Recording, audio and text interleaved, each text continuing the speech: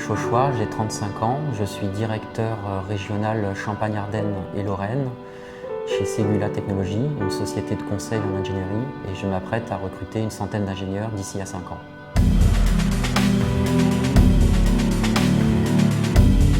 Pour recruter, on utilise un peu tous les biais qui sont à notre disposition. Donc on fait beaucoup de communication par la presse écrite. On utilise les job boards pour trouver les consultants. Donc on va utiliser l'APEC, Monster. On travaille aussi en partenariat avec l'APEC qui organise des ateliers pour les jeunes cadres.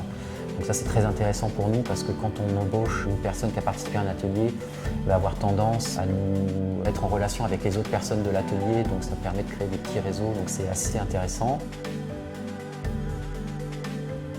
On travaille aussi avec les universités, avec les écoles, ça peut être des cours en négociation, des cours en ingénierie d'affaires, ça peut être simplement une présentation des métiers de l'ingénierie d'affaires ou du conseil.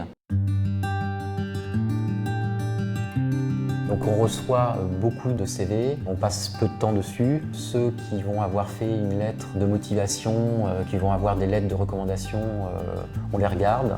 Donc ça peut permettre de sortir un petit peu du lot et d'avoir un entretien. Lors de l'entretien, ce qui va vraiment faire la différence pour commencer, c'est le savoir-être. Parce que la première chose à laquelle je pense quand je vois un candidat arriver, c'est est-ce qu'il va pouvoir bien représenter notre société d'ingénierie chez le client. Ensuite, ce que je vais regarder, ça va être la mobilité, la motivation, la façon de s'exprimer et seulement après les compétences techniques, bien sûr, que je dois valider. Ce qui va être important dans une société d'ingénierie telle que la nôtre, c'est de détecter des personnes qui ont un fil conducteur dans leur carrière ou tout du moins ont un plan de carrière sur lesquels nous, on va pouvoir leur apporter quelque chose. J'attache une grande importance à la cohérence du parcours. Même si le parcours est un peu atypique, j'aime bien qu'on m'explique un petit peu pourquoi on a fait tel ou tel choix, qu'il y ait une sorte de cohérence, une logique. J'aime bien les personnes qui ont des parcours un petit peu atypiques et qui ont montré du courage dans leur parcours.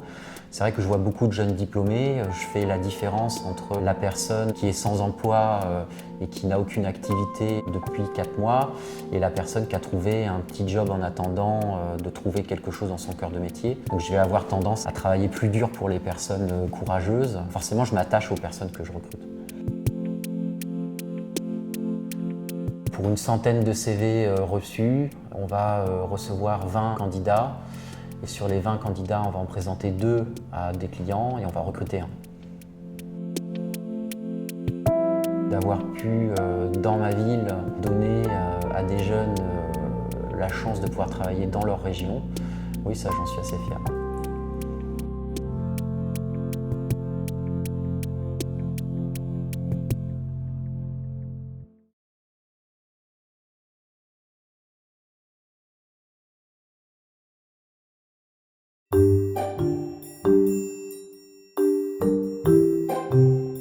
Je suis diplômé arts et métiers avec T2I Champagne-Ardenne, donc c'est un diplôme par alternance. Pendant 10 mois, j'ai postulé un peu partout. J'ai un camarade de promo qui est chargé d'affaires dans une entreprise de conseil, qui a pensé à moi pour un travail, donc j'ai postulé et j'ai été pris. Ce qui m'a paru intéressant dans ce qu'il me proposait, c'est que c'était un emploi assez difficile, une mission assez difficile, et j'aime bien les challenges. Je travaille chez un sous-traitant automobile qui n'arrive pas à tenir une cadence contractuelle.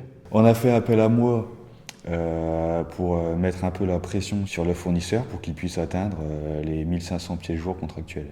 Une fois que je suis arrivé là-bas, j'ai été perçu un peu comme l'œil de Moscou, quelqu'un qui était là pour surveiller ce qu'ils faisaient, surveiller leur activité et rapporter aux clients. Avec un peu plus de recul, la mission c'était d'être un facilitateur entre le client et le fournisseur.